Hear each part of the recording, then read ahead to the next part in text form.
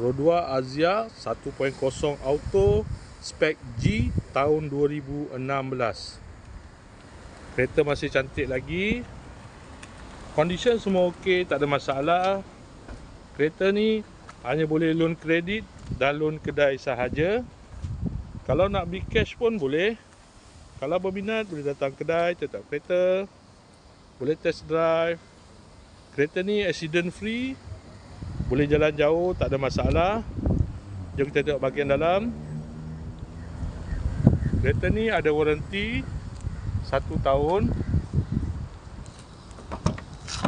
Dalam masih cantik lagi.